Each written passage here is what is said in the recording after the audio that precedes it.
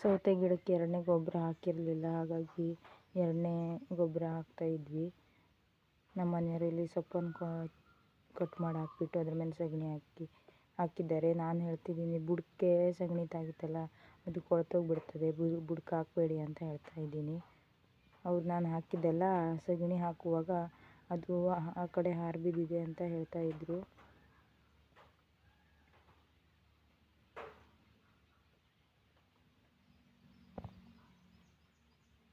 ನೋಡಿ, ಎಲ್ಲ ಕಡೆನೂ ಈ ರೀತಿ ಸೊಪ್ಪುಗಳನ್ನು ಕೊಚ್ಚಿಬಿಟ್ಟು ಅದ್ರ ಮೇಲೆ ಸಗಣಿ ಹಾಕಿದ್ದಾರೆ.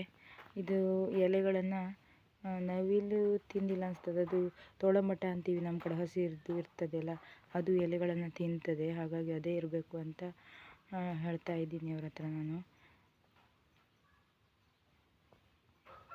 ಇವಾಗ ಎಲ್ಲ ಕಡೆನೂ ಸಗಣಿ ಹಾಕಿದ್ದಾಯಿತು.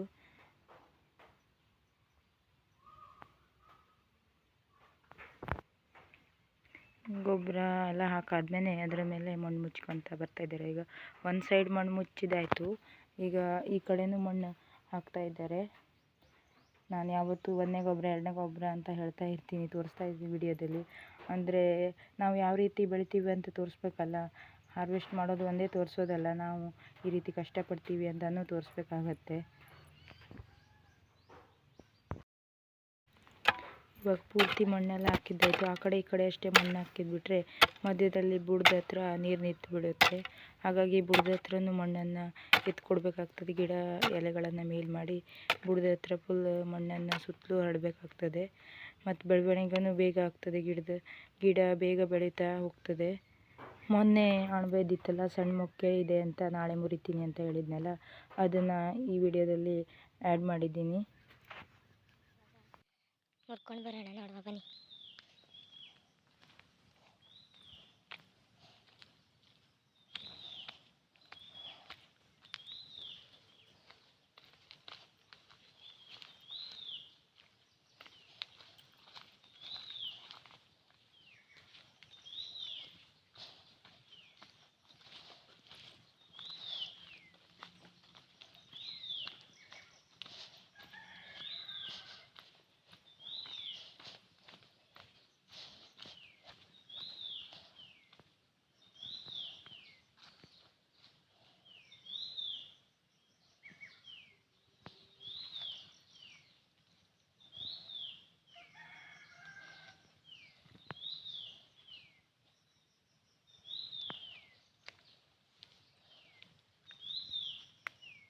ನೋಡಿ, ಅಲ್ಲೆರಡು ಮತ್ತೆ ಇಲ್ಲಿ ಎಲೆ ಮುಚ್ಚಿಟ್ಟಿದ್ದು.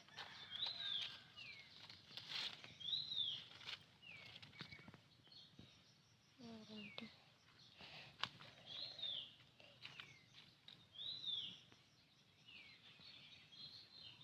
ಇಲ್ಲೊಂದುಂಟು,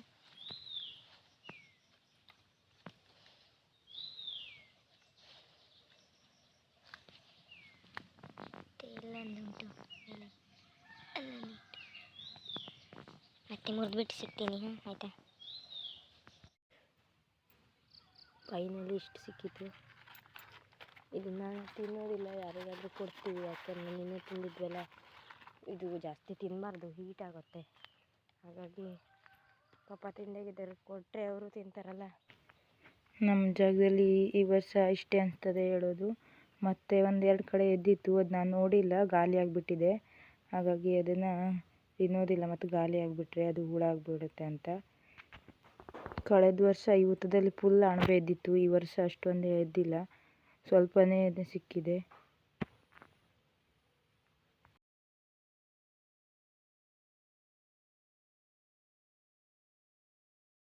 ನಾನು ಮುರ್ಕೊಂಬಂದ್ಬಿಟ್ಟೆ. ನೋಡಿ, ಇದು ಯಾವ ರೀತಿ ಅಂದರೆ ಈ ರೀತಿ ಬರಬೇಕು, ಇಷ್ಟುದ್ದ, ಇಷ್ಟು ದೊಡ್ಡ ಆಗಬೇಕು.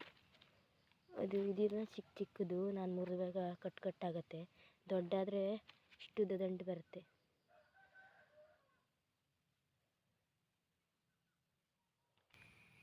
ಈ ವಿಡಿಯೋನ ಇಲ್ಲಿಗೆ ಎಂಡ್ ಮಾಡ್ತಾಯಿದ್ದೀನಿ. ಈ ವಿಡಿಯೋ ಇಷ್ಟ ಆದರೆ ಲೈಕ್ ಮಾಡಿ, ಶೇರ್ ಮಾಡಿ, ಕಮೆಂಟ್ ಮಾಡಿ, ಹಾಗೆ ಸಬ್ಸ್ಕ್ರೈಬ್ ಮಾಡೋದನ್ನು ಮರಿಬೇಡಿ. ನೆಕ್ಸ್ಟ್ ಮುಂದಿನ ವಿಡಿಯೋದಲ್ಲಿ ಸಿಗೋಣ. ಅಲ್ಲಿ ತನಕ ಟೇಕ್ ಕೇರ್, ಬಾಯ್. ಈ ವಿಡಿಯೋ ನೋಡಿದ್ದಕ್ಕಾಗಿ ಧನ್ಯವಾದ.